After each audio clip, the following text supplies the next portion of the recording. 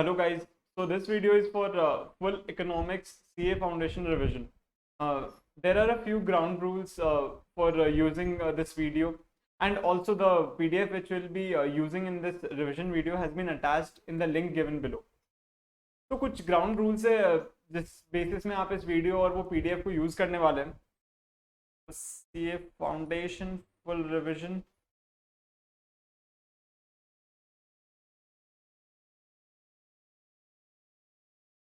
Full revision. तो इस video के दौरान हम पूरा सीए फाउंडेशन इकोनॉमिक्स का पूरा का मतलब जितने भी चैप्टर्स हैं सारे चैप्टर्स एक्सेप्ट चैप्टर नंबर 1 उसका पूरा रिवीजन कंप्लीट करेंगे. ये वीडियो आप कब यूज कर सकते हैं? ये वीडियो आप during preparations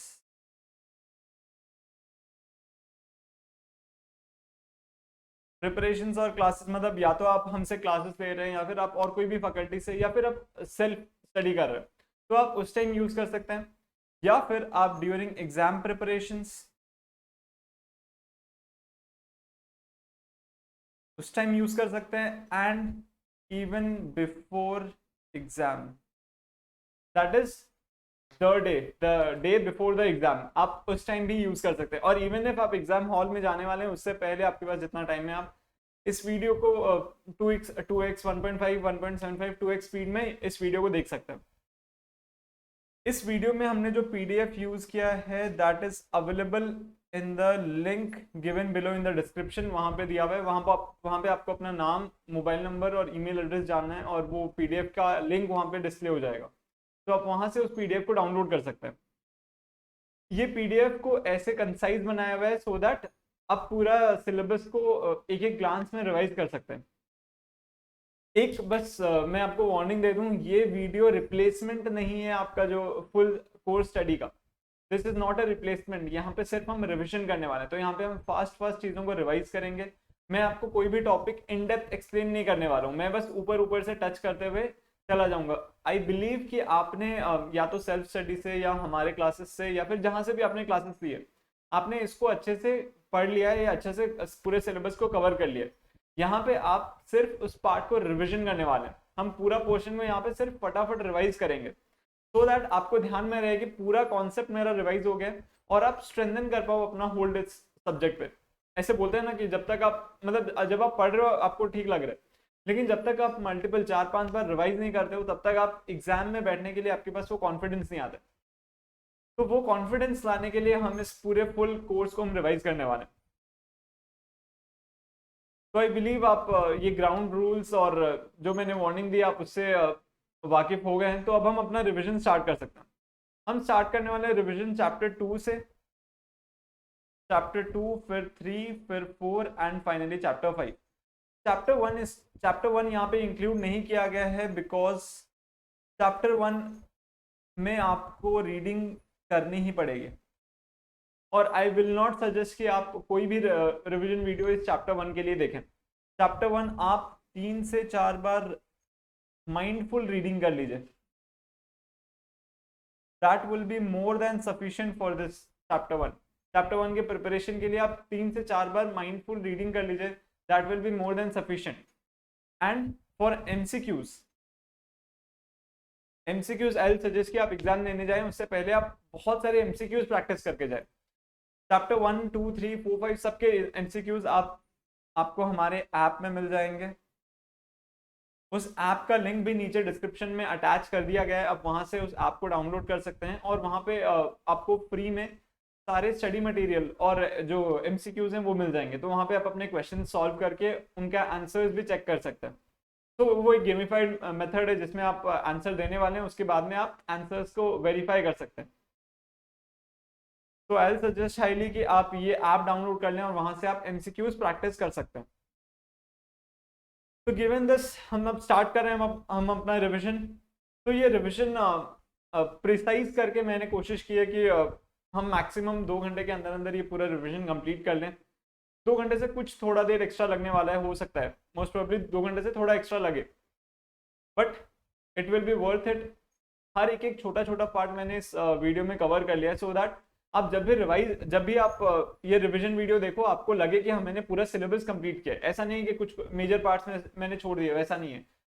almost everything has been included in this revision video. Almost everything has been included.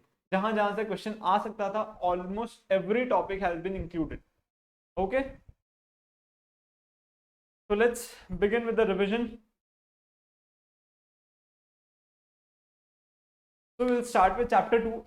Chapter 2 को हमने 3 पार्ट में डिवाइड कर लिया है, 2A, 2B and 2C. 2A is theory of demand, 2B is the theory of consumer behavior, and 2C is the theory of supply. So let's start with chapter 2A. सबसे पहले, what is demand? Demand is known as a flow concept, not a stock concept. It is known as a flow concept, बहता हुआ. So since it is a flow concept, it is expressed as X units of quantity demanded at rupees this on a particular day. तो यहाँ पे है units, price, time. So all these three things have to be present so that we can call it a demand.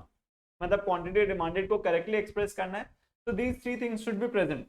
And demand is equals to desire plus means to purchase plus willingness to use the means to purchase. You should have the desire to purchase, पैसे होने चाहिए, means plus आपके मन में willingness होना चाहिए कि using this money I am going to fulfil my desire. Then next, determinants of demand. The first determinant is price. Price rises, quantity demanded falls. So these two have an inverse relationship. उल्टा relationship है, price बढ़ता है, demand कम, quantity demanded कम हो जाता है, ऐसा relationship है. Next, related goods में दो टाइप ऑफ गुड्स आते हैं, कॉम्प्लीमेंट्री गुड्स और सब्स्टिट्यूट गुड्स. कॉम्प्लीमेंट्री गुड्स वो होते हैं when two goods are consumed simultaneously, these are known as complementary goods. Example, चाय और चीनी, these are known as complementary goods. तो अगर चाय का प्राइस बढ़ता है तो चाय का डिमांड गिर जाएगा. शुगर का price remains constant since sugar is a complementary goods. Since चाय का डिमांड गिरा, शुगर का डिमांड भी गिर जाएगा. तो चाय का प्राइस एंड शुगर का demand, these two are inversely related. These two are inversely related. Substitute goods, when there are two options available and you can only select one, then it is known as substitute goods. Example, tea and coffee. तो अगर चाय का price बढ़ गया तो चाय का demand कम हो गया, तो पीपल विल शिफ्ट फ्रॉम चाय टू कॉफी. तो यहाँ पे चाय कॉफी का डिमांड बढ़ जाएगा even if coffee's price is constant. तो यहाँ पे price of tea rises, quantity demanded of coffee rises. Then disposable income, इसको हमने नेक्स्ट स्लाइड में कवर किया है. Generally as income rises, quantity demanded also rises. आपको साथ साथ में पार्टिसिपेट करना है, ऐसा नहीं है कि मैं सिर्फ बोल रहा हूँ आप सुन रहे हैं, आप साथ साथ में पार्टिसिपेट करते रहिए. Test and preferences of consumer, a particular product if it is in fashion then it will be highly demanded. इसके अंदर हमने 3 इफेक्ट्स देखे हैं, bandwagon effect, snob effect, Veblen effect. सबसे पहले बैंडवैगन इफेक्ट क्या होता है? Bandwagon effect states that when a particular product is in fashion, more people will join on this band, that is more people will get on this fashion and buy that product, तो demand ज्यादा होगा. Next, snob effect. Snob effect, इसका best example होता है Royal Enfield. मान लीजिए कि कुछ group of people, Royal Enfield is very popular and कुछ group of people feel that अगर मैंने भी रॉयल इनफील्ड खरीद ली तो बाकी लोगों और मुझ में क्या डिफरेंस रह जाएगा. So they will generally try to avoid this product because this is most hyped product. उनको लग रहा है कि मार्केट में सबके पास है, अगर हमारे पास भी आ जाएगी तो हमारे और उनमें डिफरेंस क्या रह जाएगा. This is known as snob effect. Veblen effect, when you buy a particular product, ये दिखाने के लिए माई स्टेटस इज हायर. जैसे आपने रॉयल चॉइस खरीदी, कोई बहुत कॉस्टली कार, लग्जरी कार या लग्जरी बाइक खरीदी, so that you can show your status, then these goods are known as Veblen effect. Consumer expectations, अगर कंज्यूमर को लग रहा है फ्यूचर में प्राइसेस गिरने वाले हैं तो he will postpone the demand. अगर उसको लग रहा है फ्यूचर में प्राइसेस इंक्रीज होने वाले हैं या फिर सप्लाई कंडीशंस कुछ ऐसे होंगे कि प्रोडक्ट अवेलेबल नहीं होगा, so he will buy now. Other factors भी हमने नेक्स्ट स्लाइड में कवर कर लिए. डिटर्मिनेंट्स ऑफ डिमांड, इस इनकम के बेसिस में हमने प्रोडक्ट को 3 टाइप्स में क्लासिफाई कर लिया है, consumer goods, inferior goods and luxury goods. Consumer goods क्या होते हैं? जैसे रोटी, कपड़ा, मकान, these goods are necessary for living, इसको हम बोलते हैं कंज्यूमर गुड्स. तो यहाँ पे इनकम बढ़ती है या गिरती है, ज्यादा इफेक्ट नहीं होगा डिमांड पे, एंड सो जनरली हम मानते हैं कि demand is unaffected. Inferior goods, income increase होता है, डिमांड गिर जाती है बिकॉज पीपल अब इंफीरियर गुड को छोड़ के कॉस्टली गुड्स में शिफ्ट करना चाहते हैं. Then luxury goods income increase होता है, क्वांटिटी डिमांडेड इंक्रीज होता है। अदर फैक्टर्स में साइज ऑफ पॉपुलेशन, जितना बड़ा ज्यादा साइज होगा उतना ज्यादा डिमांड होगा। एज डिस्ट्रीब्यूशन, जिस टाइप के एज पॉपुलेशन ग्रुप का मतलब कंसिस्टेंट ज्यादा होगा, जैसे इंडिया में बहुत ज्यादा यंग पीपल हैं, तो यहाँ पे यंग पीपल के लिए जो गुड्स बनते हैं उसका डिमांड ज्यादा होगा। लेवल ऑफ नेशनल इनकम, जहाँ पे नेशनल इनकम ज्यादा वहां पे डिमांड ज्यादा होती है। नेशनल इनकम डिस्ट्रीब्यूशन, जहाँ पे रिच और पुअर के बीच में गैप ज्यादा, वहां पे डिमांड कम होगा। जहां पे रिच और पुअर के बीच में गैप कम होगा वहां पे डिमांड ज्यादा होगा। Credit facility and interest rate, जहां पे क्रेडिट फैसिलिटी इजीली अवेलेबल है वहां पे डिमांड ज्यादा, जहां पे इंटरेस्ट रेट्स कम है वहां पे डिमांड ज्यादा। गवर्नमेंट पॉलिसीज एंड रेगुलेशंस, अगर गवर्नमेंट ने कुछ ऐसी पॉलिसीज बना रखी है सो दैट वहां पे मान लीजिए गवर्नमेंट ने कुछ सब्सिडीज दी हैं, कुछ प्रमोशंस कर रहे हैं आपके लिए, आपके गुड्स के लिए, तो वहां पे डिमांड ज्यादा होगा। ऑन कंपैरिजन, अगर गवर्नमेंट ने कुछ ड्यूटीज लगा दी आपके प्रोडक्ट पे या फिर कुछ रेस्ट्रिक्शंस लगा दिए तो वहां पे डिमांड कम होगा। This brings us to the law of demand. Law of demand कहता है कि when price of a particular good changes, quantity demanded changes in the opposite direction. यहाँ पे price is independent variable and quantity is dependent variable. तो price rises, quantity falls, price falls, quantity demanded rises. यहाँ पे पहले price change होगा, उसके basis में quantity demanded change होने वाला है। ये पूरा लॉ में उन्होंने एक कंडीशन ऐड किया, सेटेरिस पैरिबस। इसका मतलब कीपिंग अदर थिंग्स कांस्टेंट, मतलब सिर्फ प्राइस और क्वांटिटी के बीच में रिलेशनशिप है, हम मान रहे हैं, और बाकी सारी चीजें कांस्टेंट है, तब जाके ये law of demand true hold करेगा। अगर और बाकी जैसे इनकम हो गया, कंज्यूमर प्रेफरेंसेस हो गया, अगर ये सब चेंज होते हैं तो law of demand true hold नहीं करने वाला है। उसके बाद में ये एक इक्वेशन है, Q is equals to A minus BP, quantity demanded find करने के लिए इक्वेशन, जहां पे A is equals to vertical intercept and B is equals to the slope of demand curve. उसके बाद में हमने demand curve is sloping downwards towards the right. यहाँ पे आप प्राइस कोट करते हैं वाई एक्सिस में और क्वांटिटी डिमांडेड एक्स एक्सिस में। It is sloping downwards towards the right. फिर rational of law of demand, कि लॉ ऑफ डिमांड ट्रू क्यों होल्ड करता है, क्या रीजन है जिसकी वजह से हम बोलते हैं कि ये लॉ ऑफ डिमांड करेक्ट है। ये प्राइस इफेक्ट ये दिया था हिक्स एंड एलन। हिक्स और एलन जी ने ये प्राइस इफेक्ट बताया था। इस प्राइस इफेक्ट में उन्होंने दो पार्ट्स में बताया कि प्राइस चेंज होने से डिमांड पे इफेक्ट कैसे आता है, उसको उन्होंने दो पार्ट्स में बताया, सब्स्टिट्यूशन इफेक्ट और इनकम इफेक्ट। सब्स्टिट्यूशन इफेक्ट बोलता है, मान लीजिए कि एक पर्टिकुलर प्रोडक्ट का प्राइस कम हो गया, उसका ऑल्टरनेटिव जो अवेलेबल होगा, कंज्यूमर्स इस प्रोडक्ट को छोड़ के उसके ऑल्टरनेटिव में शिफ्ट कर जाएंगे, तो प्राइस राइज होने से क्वांटिटी डिमांडेड कम हो गया। मान लीजिए जैसे एग्जांपल हो गया पेप्सी और कोका कोला। पेप्सी का प्राइस अब बढ़ गया तो consumers will shift from Pepsi to Coca Cola. This is known as substitution effect. Income effect, consumer का इनकम लिमिटेड है, when prices of product falls, इधर कंज्यूमर सेम क्वांटिटी बाय कर सकते हैं with lesser amount of money, और they can buy more quantity with the same amount of money. Then utility maximizing behaviour, जब consumer एक product को continuously consume करता रहेगा, ओवर द पीरियड उसका यूटिलिटी गिरता जाएगा। तो अगर हमको मेंटेन करना है वो डिमांड, या फिर we have to increase the demand, we will have to reduce the prices so that prices is equals to utility. जब ये पॉसिबल होगा only then demand will be created. Then third, arrival of new consumers. कुछ product लोगों के budget के बाहर था, जब हमने प्राइस रिड्यूस किया वो कंज्यूमर्स के बजट में आ गया, so they will buy this product. Different uses, अगर एक प्रोडक्ट का बहुत सारे यूजेस है, जब प्राइस कम हो जाता है, consumer will put the product to multiple uses. Example milk, इसका बेस्ट एग्जांपल हो गया मिल्क। तो मिल्क के यूजेस बहुत सारे मिलेंगे आपको, लेकिन ये कब होगा, सिर्फ जब प्राइस कम होगा। अगर प्राइस बहुत हाई होगा तो मिल्क को हम सिर्फ लिमिटेड यूजेस में पुट करने वाले हैं। जैसे अगर मिल्क सिर्फ ओल्ड पीपल या फिर चिल्ड्रन को ड्रिंकिंग के लिए देना है तो सिर्फ उसी पर्टिकुलर पर्पज के लिए हम देने वाले हैं, हम उससे मिठाई आइसक्रीम ये सब नहीं बनाने वाले हैं। फिर exceptions to the law of demand. अभी तक हमने क्या क्या कवर कर लिया है, हमने अभी तक कवर किया डिटर्मिनेंट्स, उसके बाद में law of demand, rational. Now exceptions to the law of demand. कहाँ कहाँ पे ये लॉ ऑफ डिमांड काम नहीं आने वाला है। लॉ ऑफ डिमांड कहाँ कहाँ पे काम नहीं आने वाला। सबसे पहले कंस्पिशियस गुड्स, कॉन्स्पिशियस गुड्स को बोला जाता है लग्जरी गुड्स। तो लग्जरी गुड्स लोग अपने स्टेटस दिखाने के लिए खरीदते हैं, तो when price rises only then they will buy. तो यहाँ पे demand rises only when price increases. Speculative goods जैसे एग्जांपल शेयर्स, तो यहाँ पे प्राइस बढ़ता है तब कंज्यूमर्स को लगता है कि यार और प्राइस बढ़ेगा, so they will buy this product. Conspicuous necessities, ये वर्ड दो वर्ड से बनाया हुआ है, कंस्पिशियस प्लस नेसेसिटीज, मतलब जो गुड्स लग्जरी है बट बिकॉज ऑफ मार्केटिंग ये गुड्स सब नेसेसरी बन गए। इसका एग्जांपल है टीवी, फ्रिज, वॉशिंग मशीन, ये सब कंस्पिशियस नेसेसिटीज के एग्जांपल है। तो these products since they have become a necessary goods, so even if price increases consumer will buy this product. Future expectation about price, अगर consumer को लग रहा है फ्यूचर में prices और ज्यादा बढ़ने वाला है, so तो अभी प्राइस बढ़ रहा है तो भी consumer will continue buying this.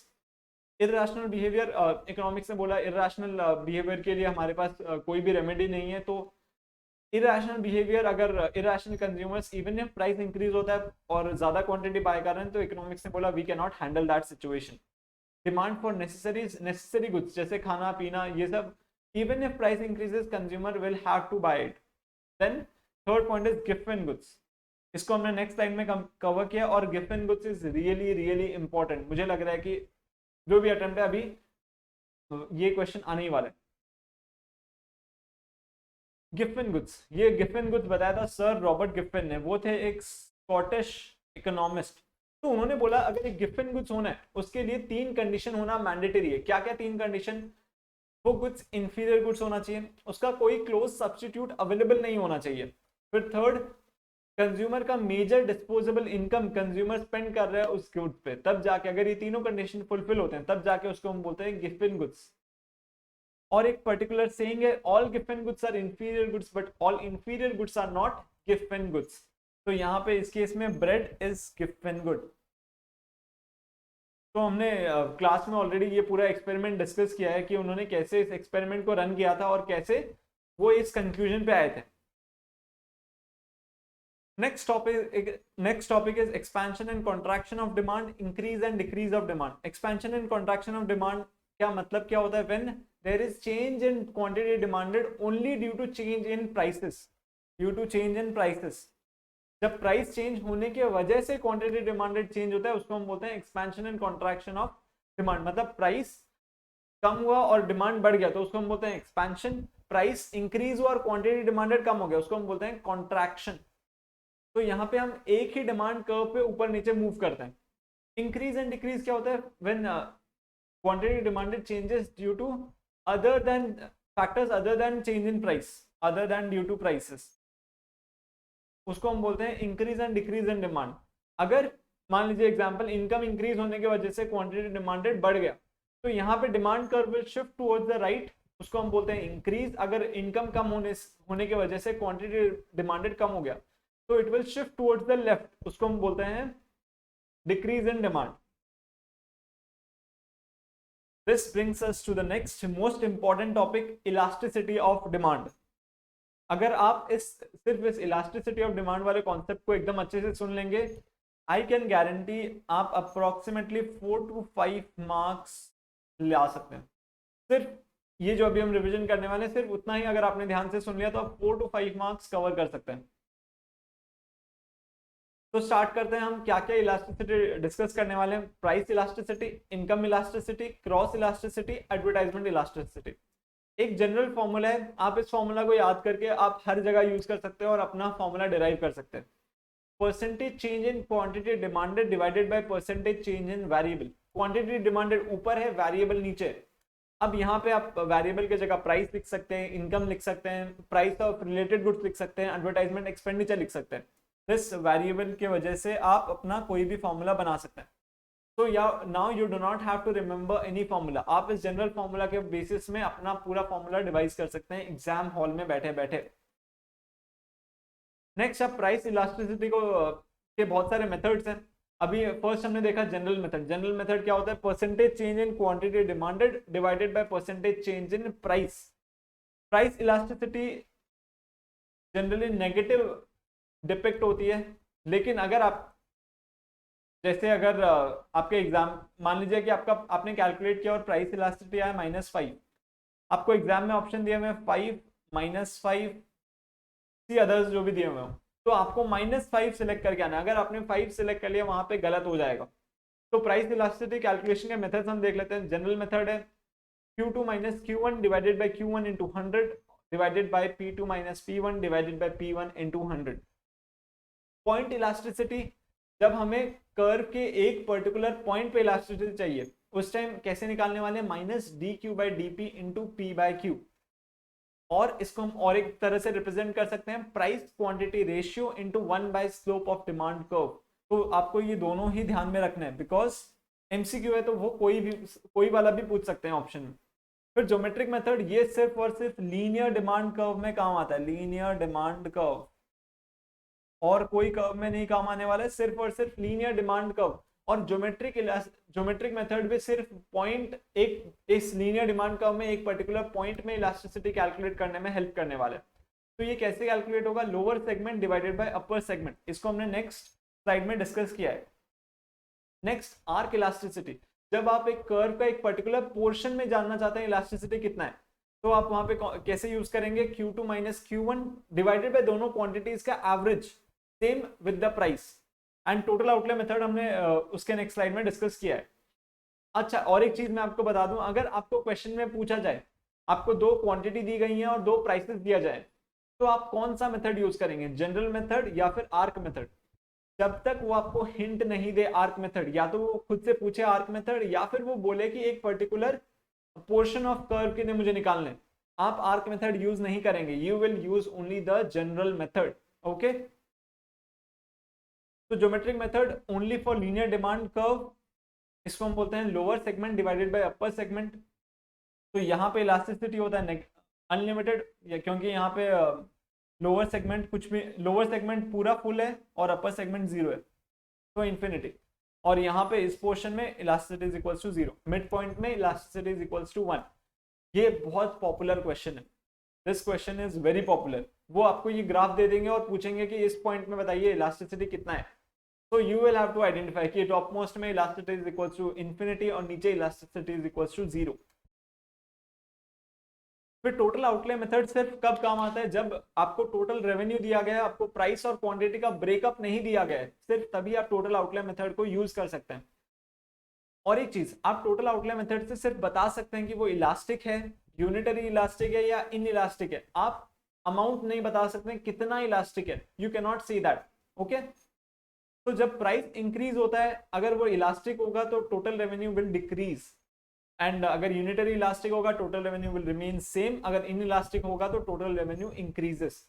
अगर आपको इसको ध्यान में रखना है तो बेस्ट एग्जांपल में अगर आपको बताऊं, आपको अगर बेस्ट मेथड बताऊं कि आपको ये एग्जाम हॉल में कैसे ध्यान रखना है, आप बस एक पोर्शन ध्यान रख लीजिए, मतलब ये टोटल 6 ब्लैंक्स है, आपको सिर्फ एक याद रखना है। आपको सिर्फ पता चल गया अगर इन प्राइस बढ़ने से टोटल रेवेन्यू गिर रहा है, मतलब ये इलास्टिक है, तो इन इलास्टिक क्या होगा उसका उल्टा, तो यहाँ पे इंक्रीजेस। और यूनिटरी इलास्टिक में तो दोनों केसेस में it will always remain same. Accordingly जब प्राइस डिक्रीज होने से टोटल रेवेन्यू इंक्रीज हो जा रहा है, तो वो इलास्टिक है, और इन इलास्टिक उसका उल्टा, टोटल रेवेन्यू डिक्रीजेस, और यूनिटरी इलास्टिक में it always remains the same.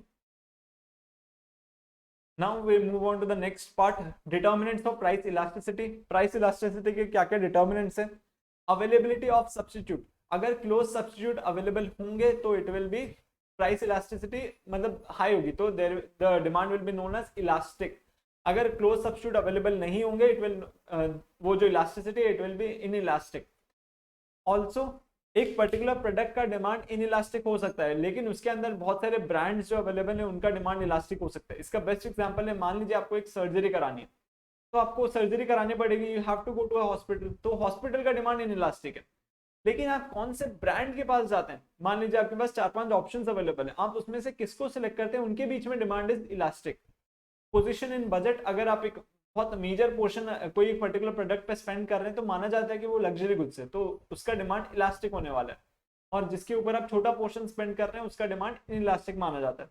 Nature of need that commodity satisfies, अगर एक लग्जरी गुड्स है तो उसका डिमांड इलास्टिक है, अगर वो नेसेसरी गुड्स है या फिर मीडियम यूजिंग गुड्स है तो उसका डिमांड इन इलास्टिक है। Number of uses that a commodity can be put, अगर जैसे एग्जांपल मिल्क, अगर मिल्क को हम बहुत सारे मल्टीपल यूजेस में पुट कर सकते हैं, उसका डिमांड इन इलास्टिक है। लेकिन सॉरी इलास्टिक है, मान लीजिए लेकिन पेट्रोल आप सिर्फ और सिर्फ फ्यूल की तरह यूज कर सकते हैं, तो उसका डिमांड इन इलास्टिक है। तो मैं यहाँ पे लिख देता हूँ मिल्क मल्टीपल यूजेस कर सकते हैं हम, उसका demand is elastic. Petrol limited uses में पुट कर सकते हैं, उसका डिमांड इज इन इलास्टिक। एक सेकेंड।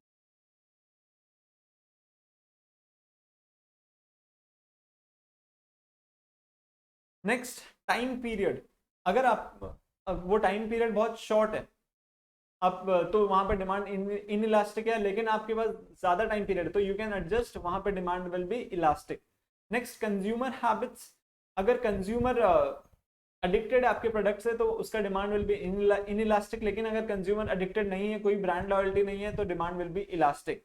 टायर्ड डिमांड, और एक प्रोडक्ट था टायर्ड और एक होता है ऑटोनोमस। मान लीजिए जैसे प्रिंटर ऑटोनोमस है और प्रिंटर का कैटरिज टायर्ड डिमांड है। आपने प्रिंटर खरीद लिया, अब आपको प्रिंटर कैटरिज खरीदना ही पड़ेगा, you have no other option, तो उसको हम बोलते हैं टायर्ड demand.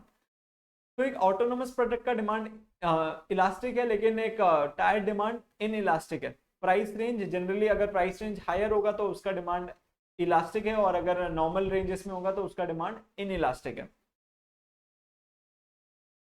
That brings us to the final portion of chapter 2A, that is demand forecasting। इससे भी क्वेश्चंस आते हैं, तो हमने जहां जहां से 1 मार्क 2 मार्क जितने भी क्वेश्चन आते हैं हमने सब कुछ कवर कर लिया है। Types of forecast on the basis of level, macro forecast, industrial forecast and firm level forecast. Macro forecast जब आप एक पर्टिकुलर इकोनॉमी के लिए डिमांड फोरकास्ट करते हैं उसको हम बोलते हैं मैक्रो। इंडस्ट्री, जब आप एक पूरे particular industry, example cement industry, two wheeler industry, beverage industry, आप उसके लिए डिमांड फोरकास्ट करते हैं तो उसको हम बोलते हैं इंडस्ट्री लेवल। फर्म लेवल, जब आप एक पर्टिकुलर कंपनी या फिर एक पर्टिकुलर ऑर्गेनाइजेशन के लिए डिमांड फोरकास्ट करते हैं, जैसे मान लीजिए अंबुजा सीमेंट का डिमांड कितना होगा, पेप्सी का डिमांड कितना होगा, कोका कोला का डिमांड कितना होगा, that is known as firm level. On the basis of time, short term, long term. Short term 6 to 12 months के बेसिस में आप फोरकास्ट करते हैं कितना डिमांड होने वाला है। लॉन्ग टर्म, अगर आप 2 से 5 साल के बीच में डिमांड फोरकास्ट करते हैं उसको हम बोलते हैं लॉन्ग टर्म। फिर demand distinctions, producer goods and, यहाँ पे मैंने क्या किया, मैंने सिर्फ वो ग्राफिकल रिप्रेजेंटेशंस कर दिए सो दैट आप वहां से तुरंत कनेक्ट कर सकें फॉर्मूला, मैंने वो थ्योरी नहीं लिखा है, आप तुरंत कॉन्सेप्ट से रिलेट कर पाए। प्रोड्यूसर गुड्स क्या होता है, वो गुड्स जो फर्दर कंज्यूमर गुड्स बनाने में हेल्प करता है, जैसे मशीन्स हो गया, कैपिटल गुड्स हो गया, ये सब चीजें प्रोड्यूसर गुड्स में आ जाती है। कंज्यूमर गुड्स जो फाइनली कंज्यूम होने वाली है बाय अ कंज्यूमर। ड्यूरेबल, जो आप बार बार यूज कर सकते हो, वो एक बार यूज करने से एक्सटिंग्विश या खत्म नहीं होती है, एग्जाम्पल कार। नॉन ड्यूरेबल, जिसको आप एक बार कंज्यूम कर लेते हो तो वो खत्म हो जाती है, एग्जाम्पल ब्रेड। फिर डिराइव्ड एंड ऑटोनोमस, ऑटोनोमस जैसे यहाँ पे प्रिंटर, और प्रिंटर खरीद लिया तो उसके वजह से आपको ये प्रिंटर का कैटरिज खरीदना पड़ेगा, तो that is a derived demand. फिर methods of demand forecasting, survey of buyers intention, आप सारे बायर्स से पूछते हो कि आपको कैसा प्रोडक्ट चाहिए। इसमें 3 टाइप होता है, कंप्लीट इन्यूमरेशन आप सबसे पूछते हो, सैंपल सर्वे आप सिर्फ लिमिटेड पर्सन से पूछते हो, एंड यूजर मेथड आप जो फाइनली कंज्यूम करने वाला है और वो किस सिचुएशन में कंज्यूम करता है आप उनसे पूछते हो। कलेक्टिव ओपिनियन आप अपने सेल्स डिपार्टमेंट से पूछते हो, क्योंकि since they are connected to the ground, इसको हम बोलते हैं ग्रास रूट मेथड भी इसको बोला जाता है। नेक्स्ट, एक्सपर्ट ओपिनियन मेथड, आप एक्सपर्ट से पूछते हो, इसके अंदर कवर होता है डेल्फी मेथड या डेल्फी अप्रोच। स्टैटिस्टिकल मेथड्स को हम 2 पार्ट में डिवाइड कर सकते हैं, trend projection and regression analysis. Trend projection में हम क्या करते हैं, ग्राफ, एक होता है ग्राफिकल मेथड, हम ग्राफ ड्रॉ करते हैं और उस कर्व को एक्सटेंड करते हैं। फिर नेक्स्ट, फिटिंग ट्रेंड इक्वेशन, हम लीस्ट स्क्वायर्स मेथड से एक इक्वेशन डिराइव, एक बेस्ट फिट लाइन डिराइव करते हैं और उसके बेसिस में अपना डिमांड फोरकास्ट करते हैं। रिग्रेशन एनालिसिस, हम एक रिग्रेशन इक्वेशन बनाते हैं और उसके बेसिस में हमारा डिमांड फोरकास्ट करते हैं। तो ये सारी चीजें आपने स्टैटिस्टिक्स में ऑलरेडी कवर की होंगी।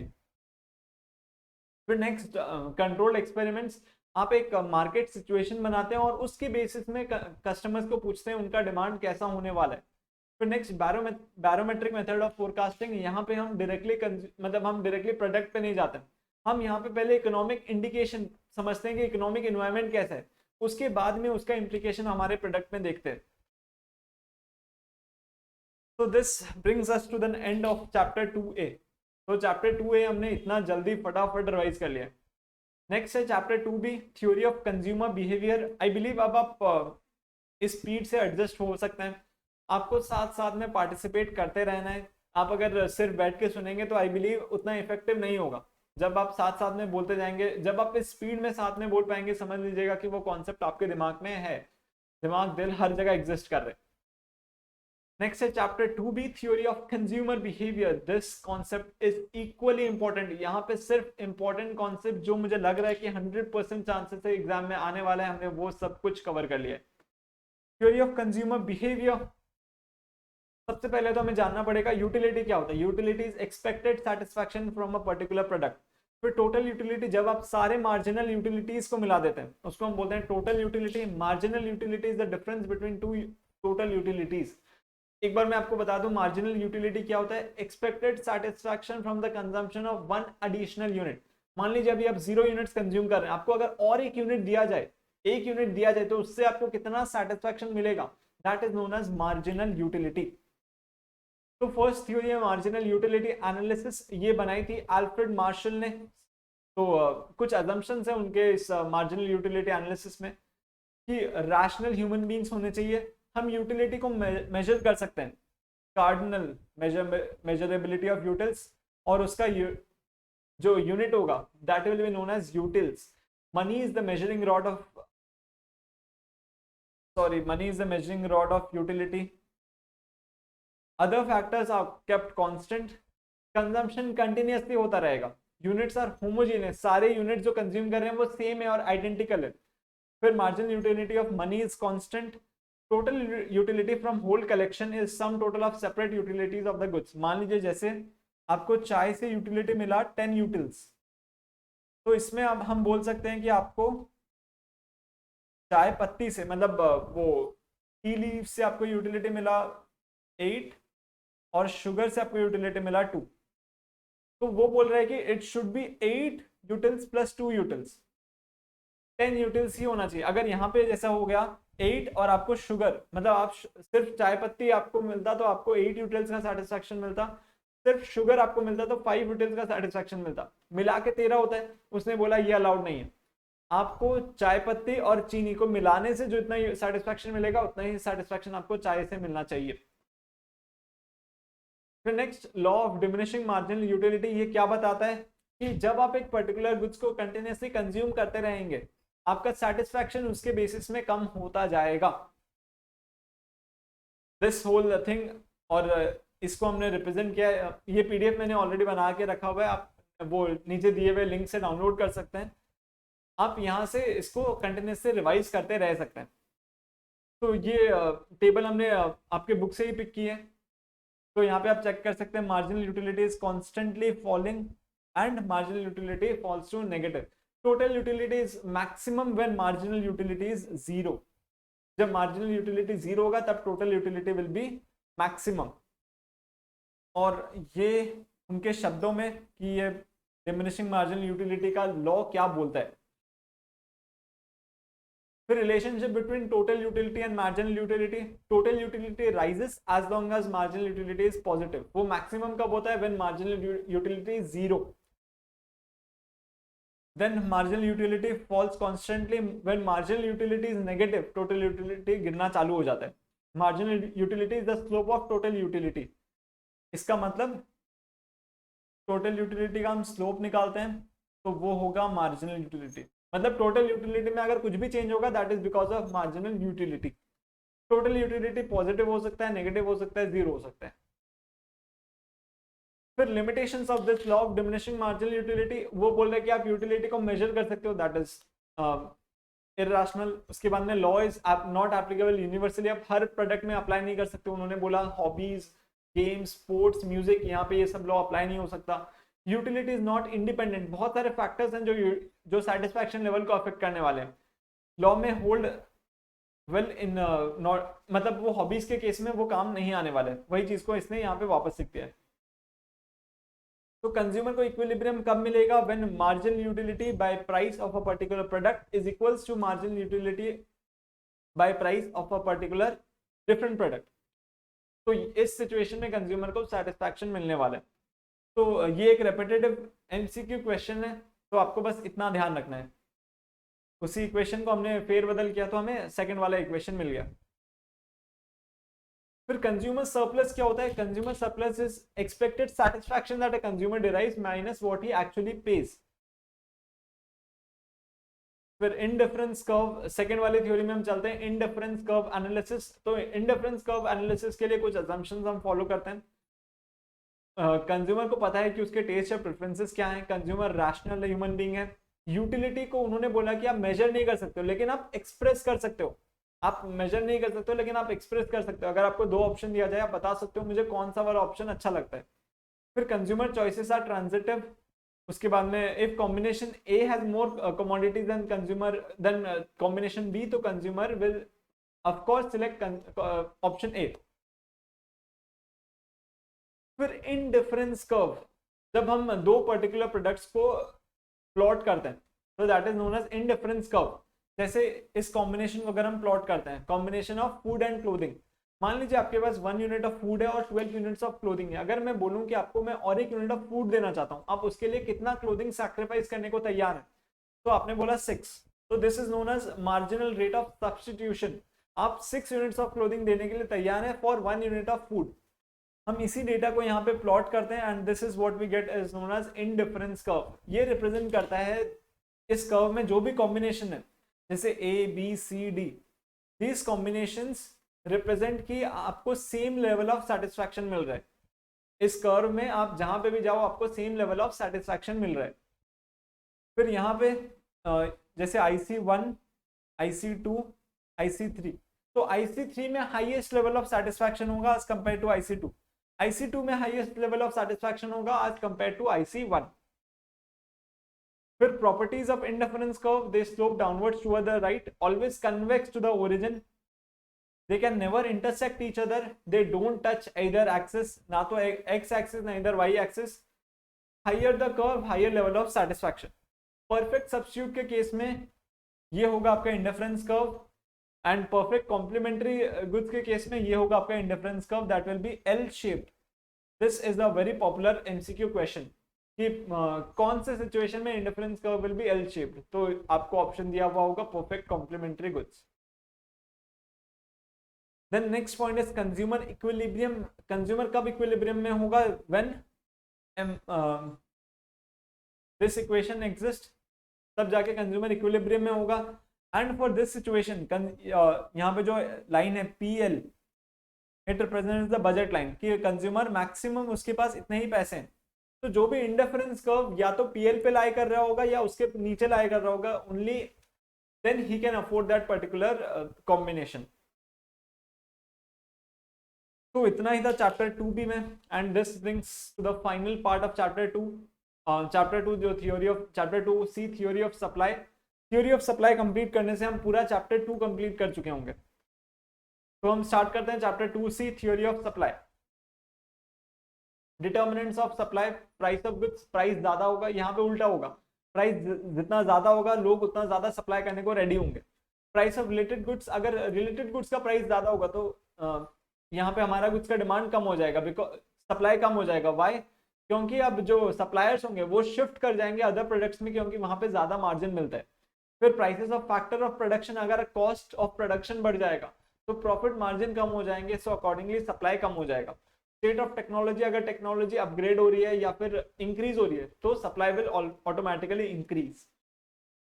गवर्नमेंट पॉलिसी, अगर गवर्नमेंट ने सब्सिडीज वगैरह रिलीज किए तो सप्लाई विल इंक्रीज। कंपटीशन, जितना ज्यादा कंपटीशन होगा सप्लाई विल इंक्रीज।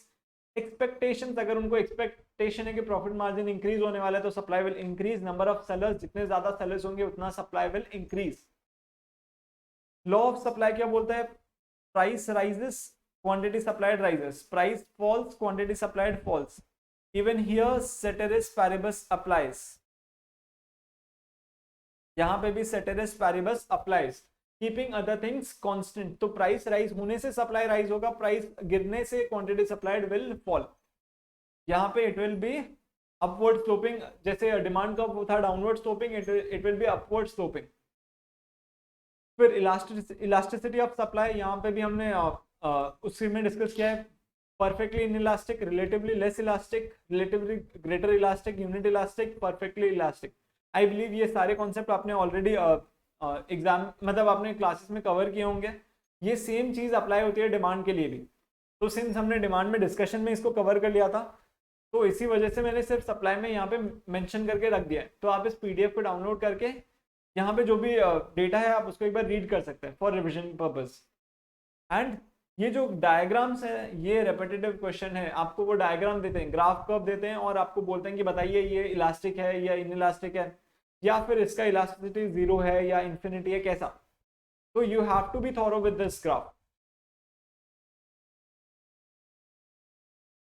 तो यहाँ पे formula is exactly similar to formula is exactly similar जो हमने पढ़ा था डिमांड के केस में, लेकिन यहाँ पे it is positive. Price rise होगा supply will rise, price fall होगा सप्लाई विल फॉल. वहां पे इसका ये साइन था that was negative. Formula is completely same यहाँ पे, तो we are not discussing this. Equilibrium price कब होगा, व्हेन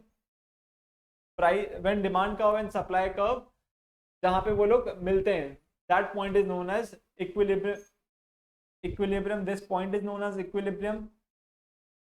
यहां से आप प्लॉट करते हैं, this is known as equilibrium price and this is known as equilibrium quantity. So this much was sufficient for chapter 2. Now the next important chapter is chapter 3. From chapter 3 the theory of production का revision भी start कर लेते हैं. Just a second.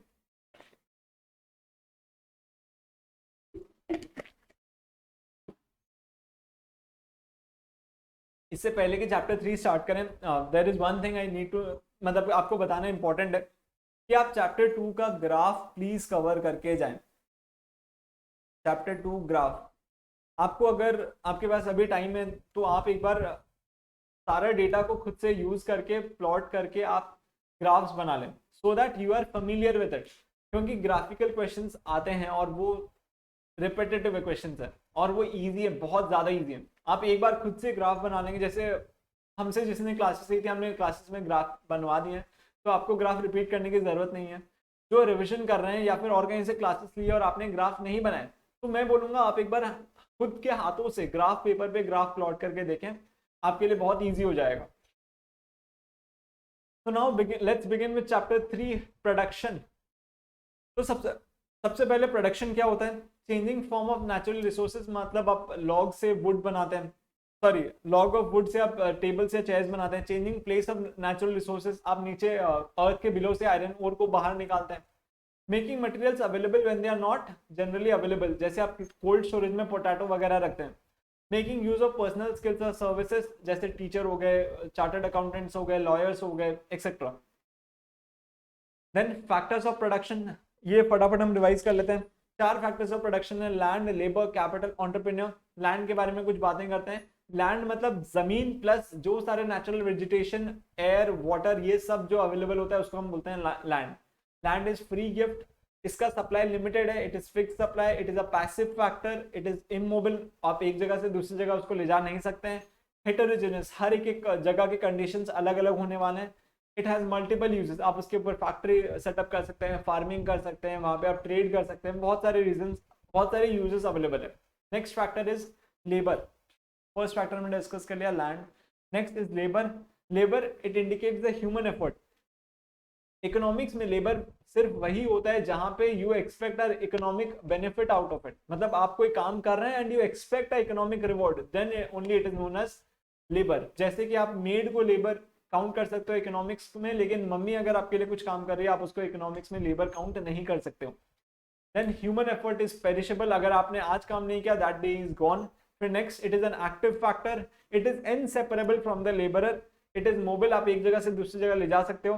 Active hours versus leisure hours, जब working hours बढ़ने लगते हैं he will demand more leisure hours. फिर थर्ड कैपिटल. कैपिटल के टाइप्स हैं. फिक्स्ड कैपिटल जो आप अपने एसेट्स वगैरह में लगाते हैं. सर्कुलेटिंग कैपिटल आप अपने वर्किंग कैपिटल में लगाते हैं, मतलब जैसे रॉ मटेरियल्स खरीदने के लिए, डेटर्स, क्रेडिटर्स, ये वाला पार्ट. फिर रियल कैपिटल आप जो टेंजिबल फिक्स्ड एसेट्स में लगाते हैं, मतलब एसेट्स में लगाते हैं. फिर ह्यूमन कैपिटल जो आप अपने इन्वेस्ट करते हैं फॉर योर एम्प्लॉइज या फिर जो ऑर्गेनाइजेशन में काम करते हैं. टेंजिबल आप जो परचेज कर रहे हो अपने कैपिटल से देखिए जिसको आप टच कर सकते हो। Then next is social capital, जैसे रोड्स हो गया, ब्रिजेस हो गया, ये सब हो गया social capital, that is owned by the society और the government. Then individual capital, जो आप खुद ओन करते हो, that is known as individual capital. फिर एंटरप्रेन्योर के फंक्शंस क्या होते हैं? ही इनिशिएट्स द ऑर्गेनाइजेशन, या फिर वो प्रोसेस को इनिशिएट करते हैं। कोऑर्डिनेट्स रिसोर्सेज, बहुत सारे रिसोर्सेज को अरेंज करते हैं so that this process can run. Risk bearing, वो रिस्क बियर करते हैं। Fourth, they innovate. This brings us to the production function. Cobb Douglas production function को ऐसे रिप्रेजेंट किया जाता है, Q is equals to K into L to the power A into C to the power 1 minus A। यहाँ पे L represents labour, C represents capital, K and A are constants.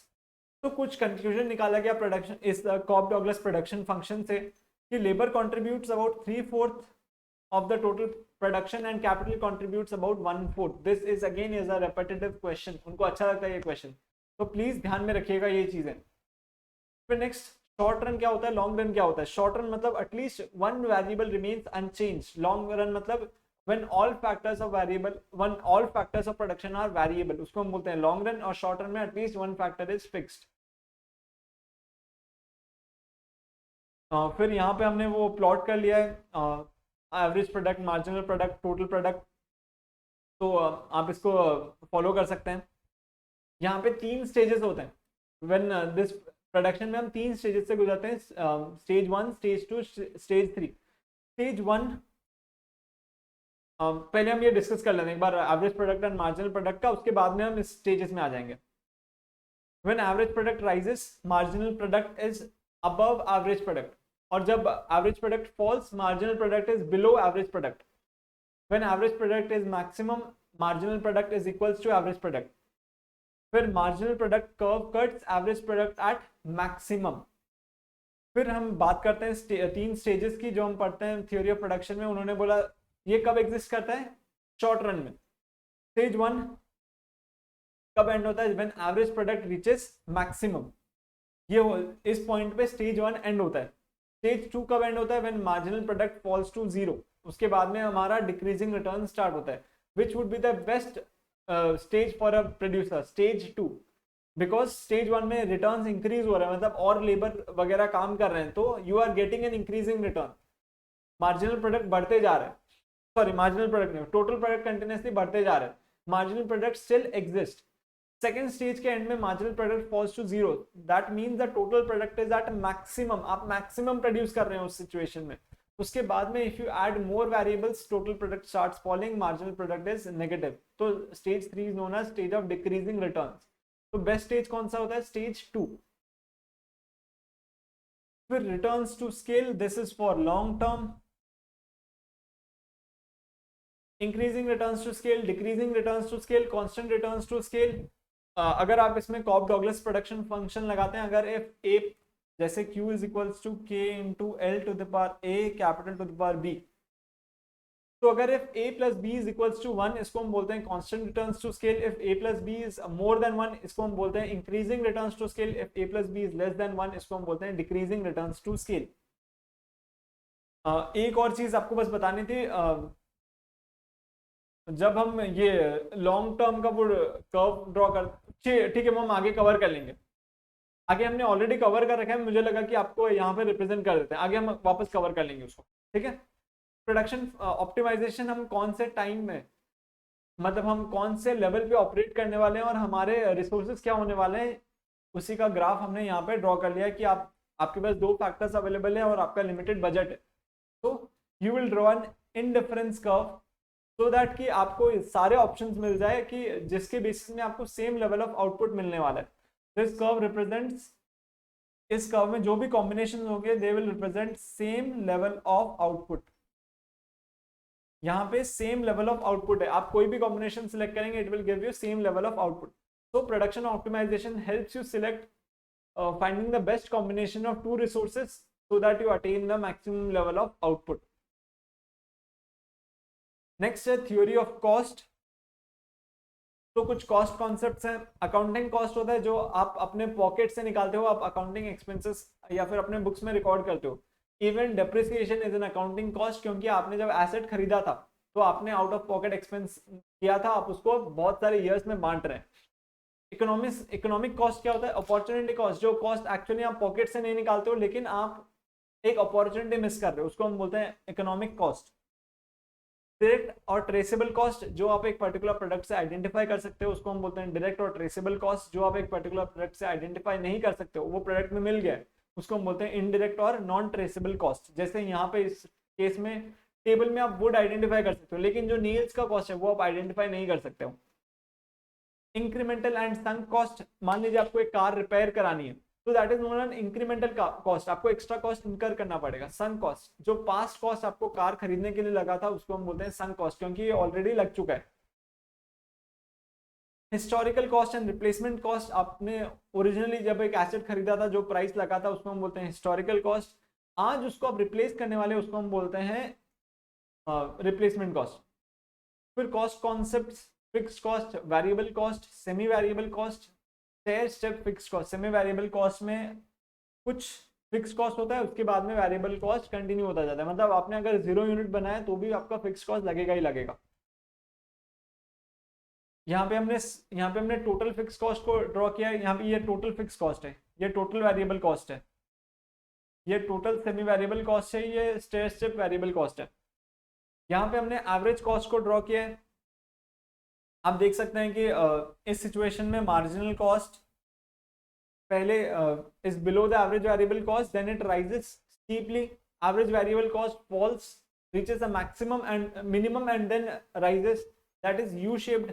Average total cost is also U shaped. Average fixed cost falls constantly.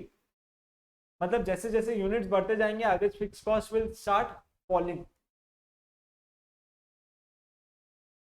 Long run में हम ये बहुत सारे short run average cost को मिलाते हैं and then we get a planning curve. ये long run average cost curve को हम बोलते हैं प्लानिंग कर्व। ये जो छोटे छोटे कर्व्स है ना, short run average cost curve, this planning curve is not tangent to these, इसके मिनिमम पॉइंट से टैंजेंट नहीं है। It only touches the falling sides and the rising sides of this short run average cost curve.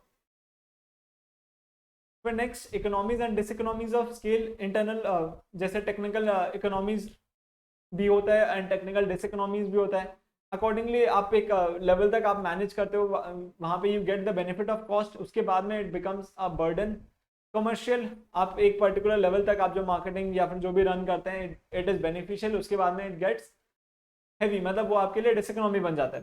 Financial, आप कैसे funds arrange करते हैं, for a certain level it becomes your economy, after that it becomes diseconomy. Risk bearing, initial level में risk it will up to a particular certain extent it will give you huge rewards, उसके बाद में it becomes diseconomy, it will become a huge diseconomy for your business. फिर economies of scale, external, cheaper raw material and capital equipment, technological external economies, जिसके वजह से आप production increase कर सकते हैं या फिर क्वालिटी इंक्रीज कर सकते हैं, कॉस्ट डिक्रीज कर सकते हैं। Development of skilled labours, growth of ancillary industries so that you can get your raw materials या फिर आपको जो भी स्पेयर पार्ट्स चाहिए। better transportation and marketing facilities, economies of information so that you can plan your next strategic move of your business. So that was it for chapter 3. तो अभी तक हमने chapter 2 and chapter 3 कवर कर लिया है। मैं आपको एक बार वापस रिमाइंड कर देता हूँ, this is not a replacement for the full course study. आपने एक दो बार अपनी वो पूरी बुक को रीडिंग कर लिया है, आपने अपने क्लासेस अटेंड कर लिए, आपने अपने नोट्स रीडिंग कर लिए, उसके बाद में आपकी वीडियो देखें, then it will be more effective, because यहाँ पे आपको बस वो फ्रेमवर्क मिलेगा, उसके अंदर का डेटा आपके पास होना चाहिए so that you can fill that. यहाँ पे आपको सिर्फ और सिर्फ फ्रेमवर्क मिल रहा है, ठीक है। हम 2 मिनट का ब्रेक लेंगे, उसके बाद में will start this video again.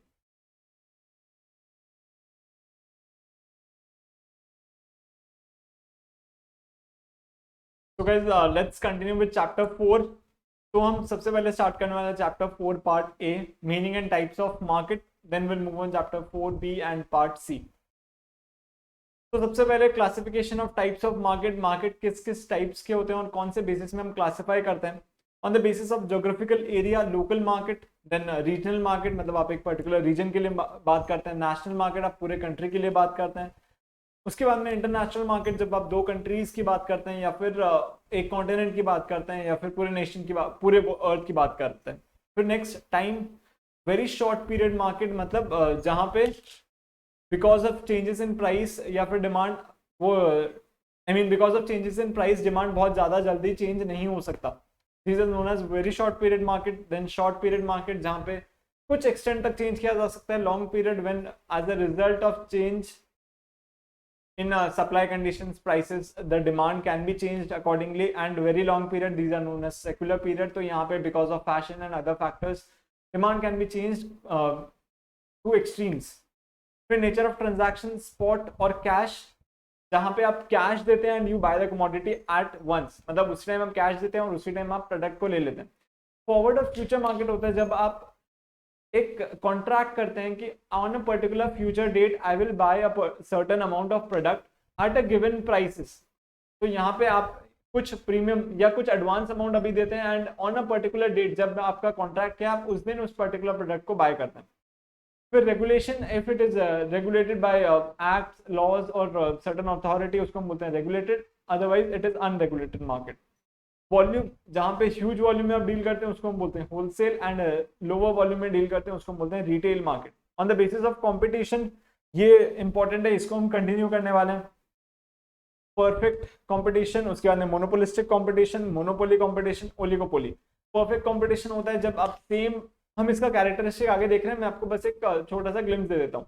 Perfect competition होता है जब सेम प्रोडक्ट सब कोई डील करते हैं, large number of buyers, large number of sellers, every firm is a price taker, कोई भी एक पर्टिकुलर फर्म डोमिनेट नहीं कर सकता है पूरे मार्केट को। Monopolistic, when a particular firm dominates the whole market, he is the price setter, वो प्राइस सेट करता है जो पूरे मार्केट में चलता है। Sorry, that is monopoly. Monopolistic होता है when it is a mixture of perfect combination. इसमें एडिशनल क्या होता है, द प्रोडक्ट्स आर डिफरेंशिएटेड, तो हर एक सेलर का प्रोडक्ट अलग अलग होता है। जैसे एग्जांपल है टूथपेस्ट, कोलगेट वेद शक्ति, कोलगेट नमक, अकॉर्डिंगली सेंसोडाइन बोलता है कि हम सिर्फ सेंसिटिविटी के लिए बनाते हैं, मेसवर्क बोलता है कि हम अलग चीज के लिए बनाते हैं, पतंजलि सीड्स अलग चीज, तो सबको अपना प्रोडक्ट को डिफरेंशिएट कर रहे हैं। Then oligopoly, when there are few number of sellers who dominate the whole market. तो हमने इसी का डिस्कशन यहाँ पे किया है। Classification, number of sellers, perfect competition में large number of sellers, large number of buyers. Monopolistic competition में भी लार्ज नंबर ऑफ सेलर्स होते हैं, लार्ज नंबर ऑफ बायर्स होते हैं। ओलिगोपोली में स्मॉल नंबर ऑफ सेलर्स होते हैं, they dominate the whole market. Monopoly में सिर्फ एक होता है। प्रोडक्ट डिफरेंशिएशन, परफेक्ट कंपटीशन में सेम प्रोडक्ट हर कोई डील कर रहा होता है, मोनोपोलिस्टिक में डिफरेंशिएशन होता है, सब कोई बोलता है हमारा प्रोडक्ट अलग है। ओलिगोपोली में सेम प्रोडक्ट होता है, मोनोपोली में तो अकेला वही प्रोडक्ट बना रहा है, उसका कोई उसका जैसा और कोई प्रोडक्ट अवेलेबल ही नहीं होता है। प्राइस इलास्टिसिटी, यहाँ पे इनफाइनाइट प्राइस इलास्टिसिटी होता है, मोनोपोलिस्टिक में लार्ज होता है, ओलिगोपोली में बहुत ज्यादा इफेक्ट नहीं होता है और मोनोपोली में भी बहुत ज्यादा इफेक्ट नहीं होता है। Degree of control, perfect competition वाला प्राइस टेकर होता है, he can not control the prices. Monopolistic में बिकॉज ऑफ प्रोडक्ट डिफरेंशिएशन हल्का सा कंट्रोल होता है प्राइस पे। ओलिगोपोली में फिर भी सिंस वो एक कार्टेल फॉर्म करते हैं उनके पास थोड़ा कंट्रोल रहता है, मोनोपोली में एक्सट्रीम कंट्रोल रहता है। This is again a repetitive question, exam में ये बार बार पूछता रहता है, तो आपको ये इक्वेशन ध्यान में रखना है। Marginal revenue is equals to average revenue into elasticity minus 1 divided by elasticity. तो अगर यहाँ पे इलास्टिसिटी को हम 1 डालते हैं तो यहाँ पे 1 minus 1 0 divided by 1 that is 0, तो marginal revenue is equals to 0। अगर हम इलास्टिसिटी मोर देन 1 डालते हैं तो मान लीजिए 2 हमने पुट किया, 2 minus 1 divided bye 2 that is 0.5, तो मार्जिनल रेवेन्यू इज पॉजिटिव, मतलब बढ़ने वाला है, रेवेन्यू इंक्रीज होने वाला है, total revenue will continue rising. अगर इलास्टिसिटी इज लेस देन 1 तो marginal revenue will be negative, इसका मतलब अब टोटल रेवेन्यू गिरना चालू हो गया। नेक्स्ट, कुछ बिहेवियरल प्रिंसिपल्स होते हैं जिसके बेसिस में वो प्रोडक्ट कंटिन्यू करना है या नहीं डिपेंड करता है। अगर एक फर्म का जो रेवेन्यू है वो टोटल वेरिएबल कॉस्ट से भी कम है, then the firm should not produce at all because he is earning a negative contribution। मतलब अगर उसका सेल या revenue is less than total variable cost then he is incurring a negative contribution and he should not produce at all। उसको production ही बंद कर देना चाहिए। Next, firm will be making maximum profits when marginal revenue is equals to marginal cost. At that particular point, the firm will be making the maximum revenue. I mean the maximum profits. फिर next chapter 4B, chapter 4 में इतना ही sufficient था। Chapter 4B determination of prices. अच्छा, मैं आपको वापस एक बार remind करा दूं, यहाँ पे हम कोई भी टॉपिक को इन डेप्थ में नहीं कर रहे हैं, क्योंकि आई बिलीव कि आपने वो टॉपिक को इन डेप्थ ऑलरेडी कवर कर लिया, और मैं आपको सिर्फ वो फ्रेमवर्क दे रहा हूँ जिसके अंदर आप रिवाइज कर सकते हैं, आप अपने आप को रिकंसिडर कर सकते हैं कि मैंने सारे टॉपिक्स कवर किए हैं या नहीं, मेरा कुछ टॉपिक छूट गया है क्या। आप बस उस फ्रेमवर्क आपको यहाँ पे मिल रहा है। Chapter 4B determination of prices, this is the most simplest method, मतलब this is the most simplest topic, और इसका सबसे सिंपलेस्ट मेथड हमने यहाँ पे डिस्कस कर लिया। मैं आपको बता रहा हूँ, जैसे मान लीजिए कि हमारे पास D1 S1 ऑलरेडी अवेलेबल है, अब डिमांड इंक्रीज हो गया, तो वो ब्लू लाइन जो आप देख रहे हो, दैट इज डिमांड इंक्रीज हो गया, तो it will shift towards the right. तो यहाँ पे आप देख सकते हैं the price rises and also the quantity rises, तो यही चीज है, rise in equilibrium price and quantity. तो ये आपको याद नहीं करना है, मैं आपको बार बार रिपीट कर रहा हूँ, ये आपको याद नहीं करना है। आप एग्जाम हॉल में इसको ड्रॉ करके आप अपना आंसर तुरंत निकाल सकते हैं, तो इसको याद करने के लिए आप स्ट्रेस मत लीजिए please.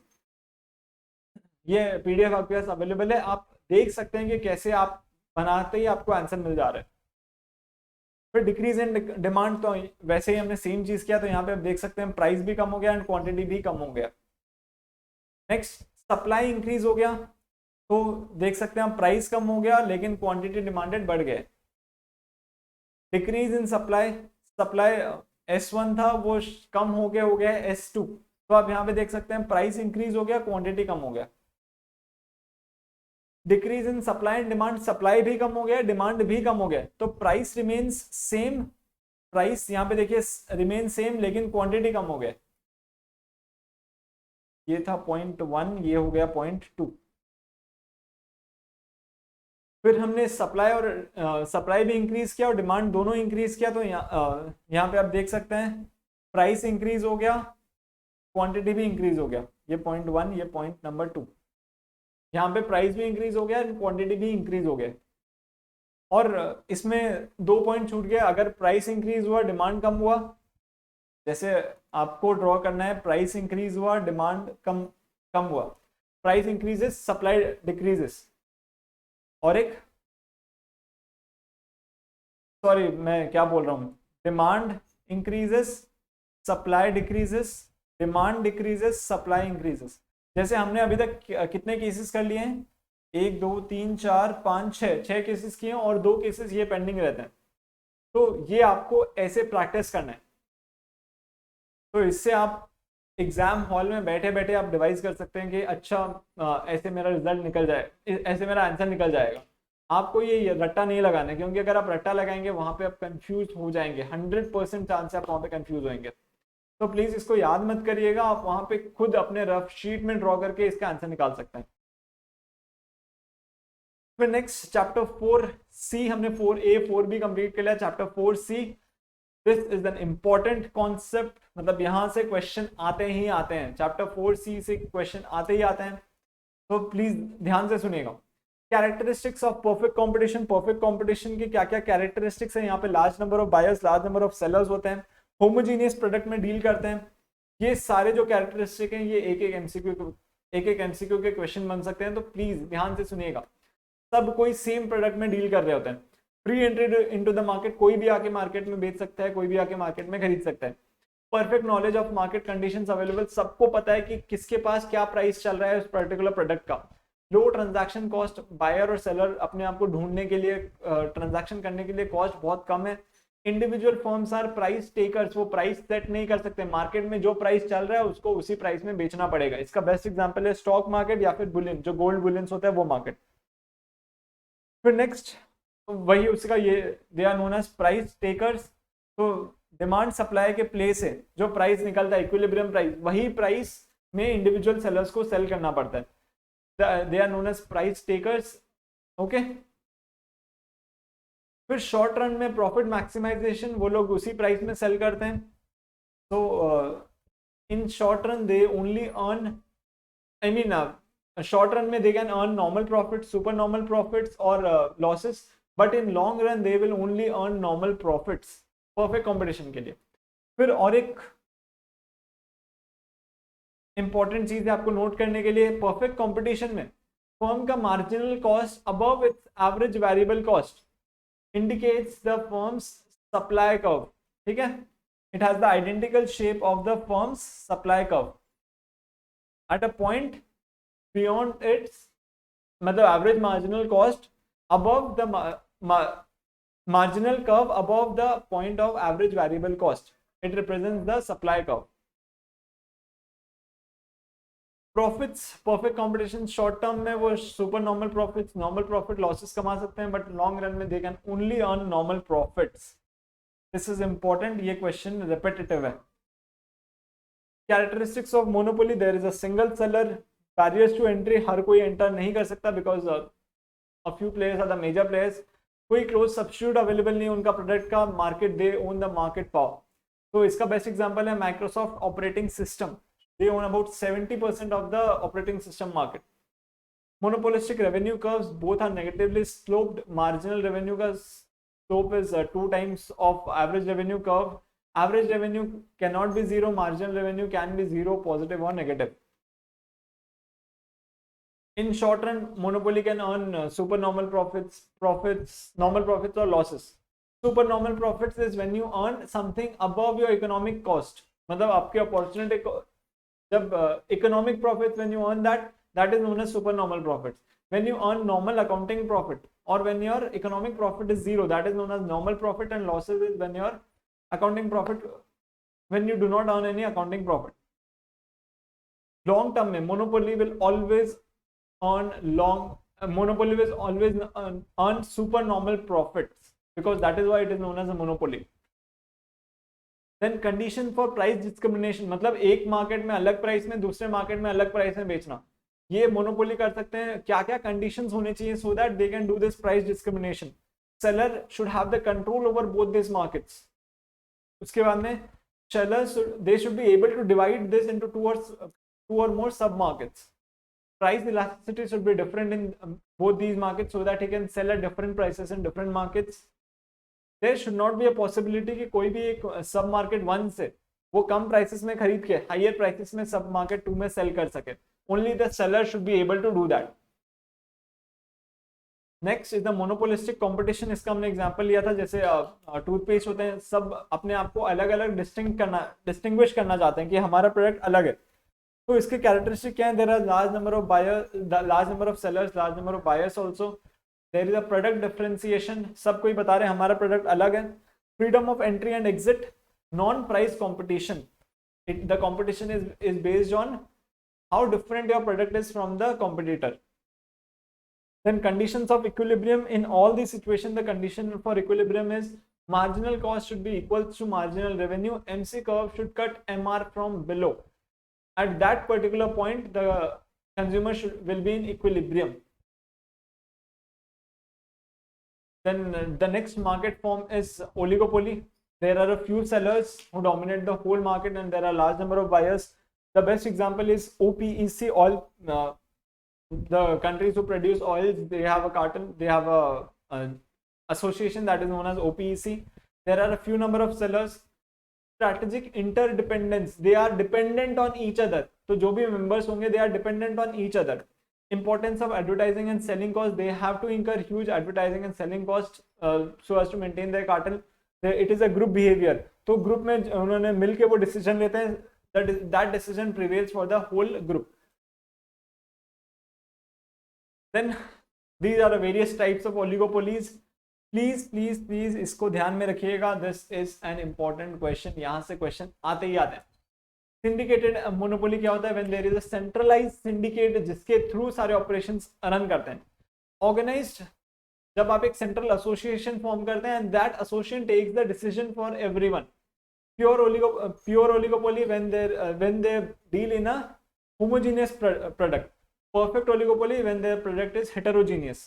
Open oligopoly, anyone can enter into the market or the group. Closed oligopoly, no one can enter into the group. Collusive oligopoly, when दे मतलब वो एक ग्रुप फॉर्म करते हैं कि हम यार हेल्दी रिलेशनशिप मेंटेन करेंगे, हम मिल के we will own the cartel. Competitive क्या होता है, when one one supplier competes with other supplier. मान लीजिए few sellers exist, 2-3 sellers exist करते हैं, जैसे मान लीजिए कोका कोला एंड पेप्सी, तो these two suppliers exist. So when these two are in competitive, that is known as competitive oligopoly. Partial, when it is dominated by one large firm, and full oligopoly when there is an absence of price leadership, everyone can quote their prices. Then the important characteristic of oligopoly is king demand curve. That means कि price is somewhat constant. यहाँ पे एक particular point में it is constant, उसके नीचे the demand is inelastic. अगर आपने price कम किया, मान लीजिए आप एक ओलिगोपोली फर्म है, आपने प्राइस कम किया, अकॉर्डिंगली बाकी सब जो फर्म्स जो भी सेलर्स हैं उनको भी they will be forced to reduce their prices. तो इस सिचुएशन में you will not gain much market share. यहाँ पे demand will is inelastic. Even if you reduce the prices, the demand will not shoot up. यहाँ पे demand will rise very less. So demand is inelastic. लेकिन अगर आपने prices increase किए, your demand will fall very rapidly. तो यहाँ पे it is very elastic in the upper portion, and in the lower portion it is inelastic. This question has 100% chance कि ये आपके एग्जाम में आ सकता है। ये बहुत रेयरली पूछा गया है, but this question has very high chances कि एक एग्जाम में आ सकता है, तो please remember this. Then there are other market forms. Even this is a favorite MCQ question.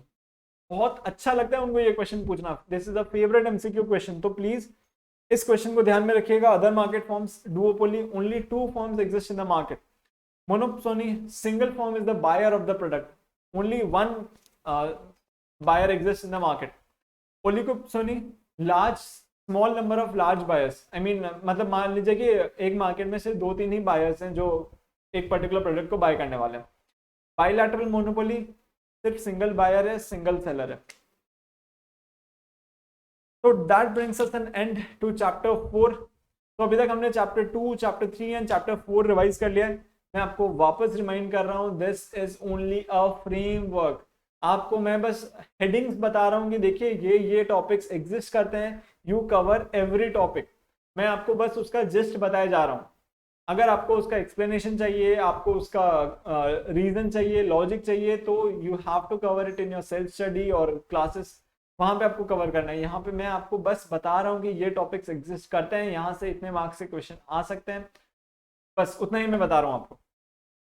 तो चलिए लेट्स हम अब फाइनल चैप्टर में चलते हैं, chapter 5।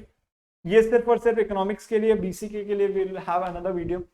This is only for chapter 5 of business cycle. I mean this is only for economics. The phases of business cycle, expansion, peak, contraction, then depression, then recovery phase. This is an important, according to Scampida, trade cycles occur due to onset of innovations. So this is a favorite MCQ. किसने बोला था, किसके वजह से? Who said that trade cycles occur due to onset of innovations? You will have to mention the name Scampida. मतलब आपको option दिए जाएंगे, you will have to select Scampida. Characteristics of expansion, increase in national, अब एक बार जो सारे phases हैं, expansion, peak, contraction, depression and recovery phase, तो उसकी कैरेक्टरिस्टिक हम डिस्कस कर लेते हैं। एक्सपेंशन फेज में क्या होता है, नेशनल आउटपुट बढ़ता है, एम्प्लॉयमेंट बढ़ता है, एग्रीगेट कैपिटल, एग्रीगेट इन्वेस्टमेंट सब कुछ इंक्रीज हो रहा होता है। Involuntary unemployment is almost zero. Involuntary unemployment होता है मतलब कोई जानबूझ के अनएम्प्लॉयड नहीं है, दैट इज ऑलमोस्ट जीरो, सब कोई एम्प्लॉयड है रिसोर्सेज में। Price and cost tend to rise faster because everyone is putting in their resources, everyone is trying to मतलब सब कोई मार्केट को एक्सपैंड करना चाह रहे हैं, तो कंजम्पशन इज हाई, तो price and cost of production rises. Increasing prosperity and higher standard of living, growth rate eventually slows down and finally this reaches to the peak. Characteristic of peak, this is the highest position of business cycle. Input prices reaches maximum, they rises and reaches maximum. Output prices rises rapidly, leading to increased cost of living. Then contraction, this the business starts falling, the economy starts falling, fall in levels of investment and employment, that is there is a large number of rise in unemployment. Supply exceeds demand, so everyone has a every supplier has a huge amount of inventory, but there is very less demand. So prices start reducing to dirt levels, rise in unemployment rate. Then comes the most depressing phase, the depression. Growth rate becomes negative, level of national income and expenditure declines rapidly because no one has the income.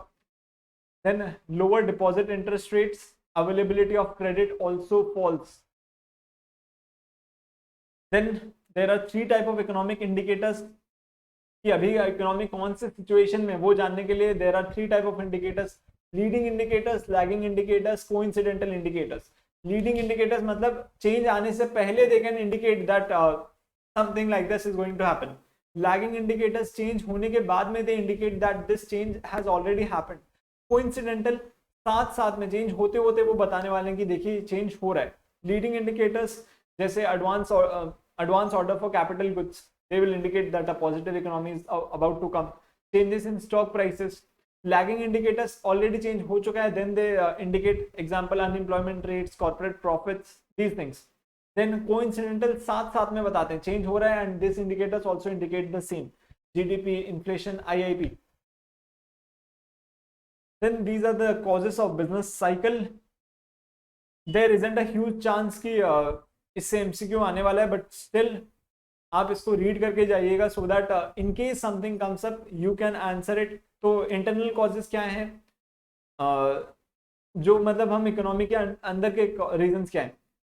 Demand में fluctuations आना, investments में huge fluctuations आना, government spending पे affect करना. तो this is important, बस government spending. तो the question is कि इफ गवर्नमेंट स्पेंडिंग रिड्यूसेस, अगर गवर्नमेंट स्पेंडिंग कम होगा तो इट विल ऑटोमेटिकली वहां पे डिमांड कम हो जाएगा, accordingly the economic cycle will start falling. Then macro economic policies, the policies which the government makes. Then the money supply, psychological factors, क्या क्या फैक्टर्स पूरे सोसाइटी को या फिर पूरे इकोनॉमी को अफेक्ट कर रहे हैं. एक्सटर्नल कॉजेस लाइक वॉर हो गया, पोस्ट वॉर जो सिचुएशन एग्जिस्ट करते हैं. टेक्नोलॉजिकल चेंज हो गया, एकदम ह्यूज टेक्नोलॉजिकल चेंज हुआ जैसे जापान और चाइना करते हैं. फिर natural factors and then there is a population growth. फिर there is one thing that you know, that you need to know, that is cyclical businesses. Business जिनका fortunes are linked to the economic growth cycles are known as cyclical business. तो जब economy will rise, their business will rise and they will amass profits. When their economy starts falling, even their sales start falling and they will start earning losses. So that was it for this whole economics revision. हमने chapter 2, 3, 4, 5 को revise किया है. आप please इसको अच्छे से एक बार वो बुक का रीडिंग कर लें. आप इसको एक बार पूरा रिवाइज करने के बाद में प्लीज आप एक बार पूरी बुक को रीडिंग कर लें सो दैट आपके कॉन्सेप्ट वापस अच्छे से स्ट्रेंथन हो जाए. So I believe you'll score really well और आप बहुत जल्दी से ये एग्जाम्स कंप्लीट करने वाले हैं and you'll move on to the next level of CA, that is CA Intermediate. Wish you best of luck, good luck, thank you so much.